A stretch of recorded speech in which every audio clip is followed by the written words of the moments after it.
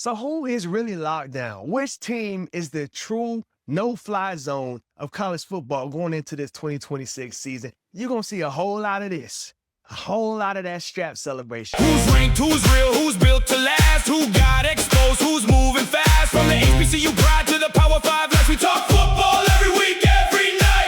Fans in the stands, drums on go, lights on bright, and the crowd moves slow. Big hits, ball picks, everybody knows. Daniel Roundtree got the football show. I'm Daniel Roundtree. This is the Daniel Roundtree College Football Show. Hey, thank you so much for tuning in. Today, again, we have a phenomenal, fantastic, action-packed show just for you. I appreciate you. So before we even get into the title of today's show, I definitely want to thank you. Thank you so much for watching. Listen, it helps if you decide to subscribe right now. So tap that subscribe button, hit the like button, and enjoy the video. So today is a new day.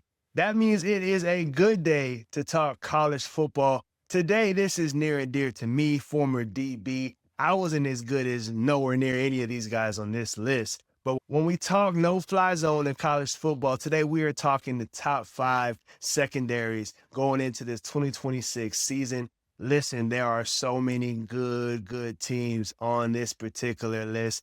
I really want to focus on production as well as returning players. The tough thing about secondary is you can have great secondary play, but not get the important, iconic stats of interceptions, right? Interceptions are what get guys to the NFL, and sometimes they get there and you're like, wait, wasn't this guy good in college? And they out there getting roasted. They out there getting burnt, but interceptions, of course, are key. They're hard to come by. Listen, there's no secret about it. Quarterbacks are getting better and better every single year. And all they train on is ensuring that they aren't throwing the ball to the other team. So without further ado, let's get into the top 5 secondaries in college football going into 2026. Now, you know, we always have to talk honorable mention. And with honorable mention, this time we're going to do 5 teams. These are in no particular order, and we're not going to go into too much detail. But with these 5 teams, these are teams that just missed the top 5 for one reason or another. We can't make a top 5 secondary without somehow mentioning the University of Georgia. Now, they're not in the top 5, but they absolutely are one of those teams that always have phenomenal secondary, have sent multiple guys to the NFL from their secondary. Kirby Smart, I believe, played corner or safety. Kirby's always going to have a good secondary, so we had to put Georgia at the honorable mention because they're going to have some great guys on the back end, especially KJ Bowden, one of those ones. We also have to mention Iowa in the same light. Listen, Iowa has been putting guys into the NFL, and I think this is an important stat. Some people might overlook it, but it's a true stat. When we talk white cornerbacks and white safeties, Iowa has them. They got them guys. And listen, I know I'm being funny. This is a funny stat. But at the end of the day, some of the top guys who may lack a little bit of melanin have come from the University of Iowa or the schools like Minnesota. Minnesota's not on this list. It's important to note, hey, Iowa has those guys, and they have put multiple different safeties and corners into the NFL. Iowa is always going to have a good secondary, extremely well coached. Another really good secondary, and you got to enjoy and respect the way that they play, Indiana. Indiana last year with D'Angelo Pons was special.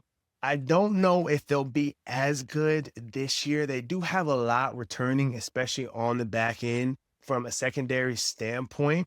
But D'Angelo Pons was the interception monster. He was the guy who was covering the true number 1. So it's going to be fun to see and watch this year on who's the new number 1 corner, who's the guy who's going to follow Jeremiah Smith and some of these other really good receivers in the Big Ten. Who else? Let's talk Arizona out west. Arizona secondary did get abused a little bit last year at certain times towards the end and middle of the season. However, they have a good secondary overall. They had multiple interceptions last year in 2025. They're extremely well coached. They play an aggressive style defense. So when you are blitzing and doing some of the aggressive things on the back end, you're going to give up some big plays. It's hard to cover these guys for more than 3-4 seconds. It's just how it goes. But Arizona, very good team. Here's some of their key stats. And then the final honorable mention team, Texas A&M. It's no surprise that these guys made it into the college football playoff. Their secondary was not only stingy, but they would take that daggone ball away. Texas A&M was extremely special from that standpoint in regards to interceptions and pass deflections. Mike Elko knows what he's doing, so we had to include them on this honorable mention list. Are you ready for the top 5, though? Who's the true no-fly zone? Let's get into the top 5 secondaries going into this 2026 season, and it all starts with Miami. University of Miami at number 5. There are so many of these lists, and it's because they're going to have a really good team. When we talk cornerback and DB, Miami is known for putting DBs into the NFL, and they have a few true Hall of Famers, right? And guys like Ed Reed, who knows what Sean Taylor would have done if his life wasn't tragically taken.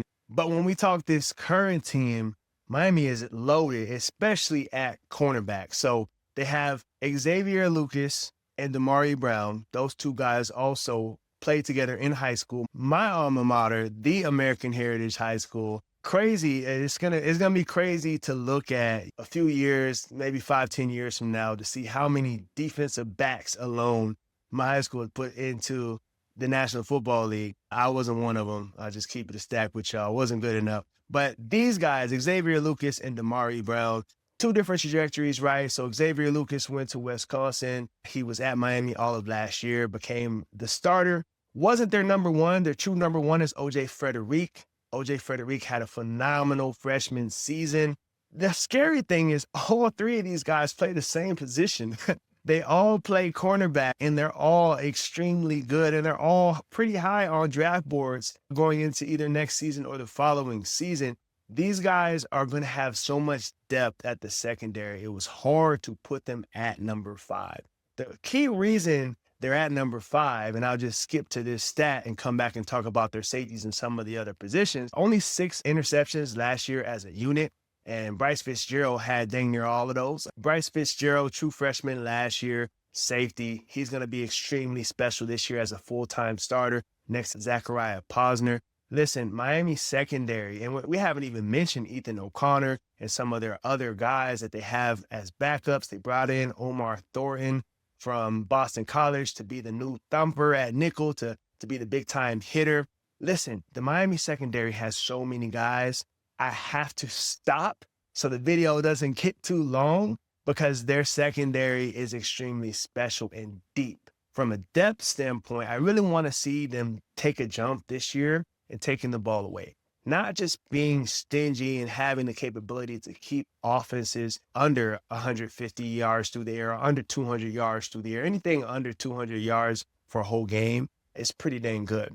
But not just that, but also take the ball away and have a few more interceptions. So that's why Miami is at number 5, but they have high potential, and I can't wait to do this again mid-season to see if they're still at 5, if they've moved up or moved off of the list. But from a pure talent standpoint, Miami is one of those teams that is going to be fun to watch in 2026. Okay, at number 4, we have Texas Tech, the Red Raiders. So listen, this group, no surprise, is led by Bryce Pollock. Bryce last year had 5 interceptions, 11 PBUs. He allowed 0 touchdowns. That's a crazy stat in college football. Listen, they played against Oregon. They played against multiple good teams in the Big 12 as well that have really good receivers. Jordan Tyson at Arizona State. 0 touchdowns allowed. And Texas Tech also held multiple quarterbacks at 50% reception rate or less.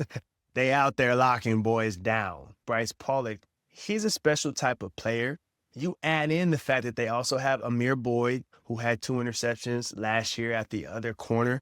Also a guy who was extremely stingy, definitely great technique, and get aggressive and get after the ball. And that's why you saw so many sacks last year from guys like David Bailey. It's because nobody was open. Amir and Bryce was locking guys up on the back end. Texas Tech's defense was absolutely for real. And you even saw it against Oregon. They lost to Oregon because their offense was inept. Their offense couldn't do anything, but that defense played lights out. They played their hearts out, and it was still, a low score. I think, was it 13-0 for a long part of the game? At the end of the day, Texas Tech is going to have a phenomenal, great secondary going into 2026. They also have Brendan Jordan as safety, who also contributed 1 interception, 1 forced fumble, 38 solo tackles. They're going to be a good unit overall, and Texas Tech knows how to coach defense. It's going to be fun to see who they fill in the holes of David Bailey and of their other defensive end, the transfer from Georgia Tech. Who's going to fill those holes and protect this secondary so that they can do what they do and take the ball away? They're going to be fun to watch. And I think, again, even without Brendan Soares, because he's going to the supplemental draft, even without that guy, I think this defense is still going to be the top defense in the Big 12. Look out for the Texas Tech Red Raiders going into 2026. So at number 3, we have the University of Oregon. They were stacked last year in 2025. They're stacked this year again in 2026. The notable name that, of course, is back because he was a freshman last year, Brandon Finney Jr. This guy is twitchy. He is fun to watch. I think his production is going to skyrocket in 2026 now that he's going to be full-time starter on the field all the time. That's what he became towards the end of the season, but early in the year, he wasn't the guy or even their top corner. Here's a crazy stat. Oregon allowed just 155 yards passing per game all of last year in 2025. That's a crazy stat. So everybody throws the ball now. So it's pretty common for teams to easily go over 200 yards a game. Anything under 200, like I said earlier in the video, it is astronomical. It's crazy, right? So Oregon's defense was really good. And they're going to get even better because they added impact safety Coy Parrish from the University of Minnesota. This guy is an absolute athlete, absolute stud. Remember, I mentioned Minnesota along with Iowa with having them dogs that might lack a little bit of melanin, but they straight dogs when it comes to the secondary. Coy Parrish, mark my words, he's another guy. I believe he's going to be a first-round draft pick. Special athlete, special capabilities. And he's a lanky, long safety that can still play nickel, can cover man-to-man. He's even played some wide receiver in high school and a little bit at Minnesota. Look out for this guy because I think he's going to definitely take Oregon's secondary to a new level, being able to allow their defensive linemen even more time to get to the rusher, which they were great at in 2025. And then they also have Ife Abadegwu. Might be saying that wrong, but Ife is also a really good cornerback that's going to complement Brandon Finney Jr., and they're going to be able to line up with the Ohio States of the world and be able to face the Jeremiah Smith, Brandon Ennis, Chris Henry, or whoever else is the third wide receiver and hold their own, if not dominate in certain scenarios and situations. It's going to be really fun and scary at the same time to watch the University of Oregon this year because I don't think they're going to have a huge drop off from that 155 yards per game that they allowed last year. That's nothing. You think about it, one touchdown could be 50 yards. They were locking down last year. They're going to lock down this year. At number 2, we have Alabama. Listen, this secondary last year drove me crazy a little bit because I knew the talent that they had last year, and it was tough to watch some of the mental errors that they had last year, especially in the playoffs, in that OU game when they're up 17-0. So as a former DB, I always can tell, most times, 9 times out of 10, I can tell when it's a mental error versus physically somebody got beat, right? And what I mean by mental error, that means somebody in coverage went the wrong way, covered the wrong guy, and left a wide open runner, a free lane to party in the end zone. It's the worst thing that you can have happen in the secondary. It's probably the most frustrating thing as a coach. Alabama has too good of players to allow this to happen. And it happened quite a few times last year. I think if they can fix that this year, it's going to be real scary for everybody in the SEC. Remember, their defensive coordinator was in his first year at the University of Alabama. So hopefully in year 2, especially with the elite safety duo that they have with Bray Hubbard, Keon Sabb, Ray Hubbard alone, 79 tackles, 4 INTs, 10 PBUs, 3 forced fumbles. I don't care what he looked like against Florida State. Obviously, that was a bad game for Bray Hubbard, and it kind of went national in regards to his effort. He finished the year great. It's not how you start. It's how you finish. It's your body of work. him and Keon Sabb are arguably two of the best safeties in the entire nation. So I think they have to put it all together. With DeJohn Lee, with Xavier Brown at one of the corner spots. Xavier Brown had a good year last year too. 2 interceptions, 8 PBUs, 1 forced fumble. Listen, guarding these elite wide receivers in the SEC is a hard job. It's a hard task. So when you look at University of Alabama and all the talent that they have in the back end, there's no excuse for them not to be in contention, competing for SEC titles. It's going to be up to these guys because, as we all know, the SEC is stacked from a wide receiver standpoint. I really like Alabama. I really like what they can do on the back end. I just want to see them translate and get rid of those mental errors and play ball. Even if they got to play more man-to-man or play more zone, the big plays really killed Alabama last year, and I want to see that go away because this secondary is too good, and that's why they're at number 2. And finally, at number 1, we have the University of Notre Dame, the Fighting Irish. Listen, Marcus Freeman knows how to coach himself some DBs.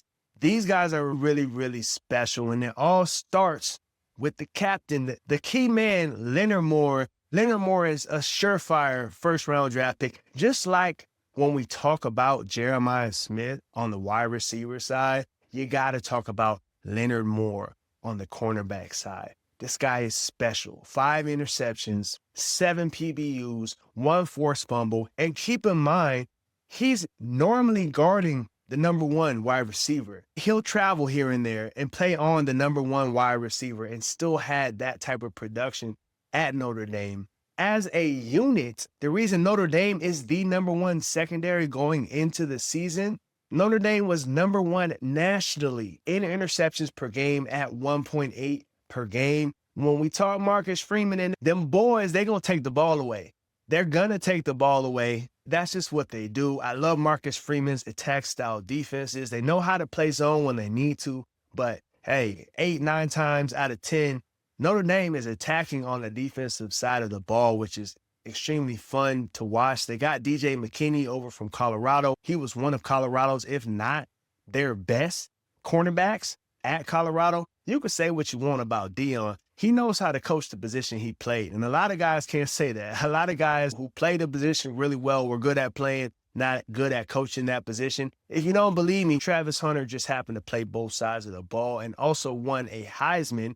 DJ McKinney, not Travis Hunter, but a good cornerback, also is now going to be on this Notre Dame team at one of the corner spots or in the nickel. They also have Aiden Schuler, who had 53 tackles, 2 interceptions, 2 forced fumbles, 2 BBUs. I want y'all to note when I'm reading off these stats, it seems like everyone also has forced fumbles. Having forced fumbles in the back end on the secondary is a note and a phenomenon. It's one of those things that means you are getting after the ball. You a thumper.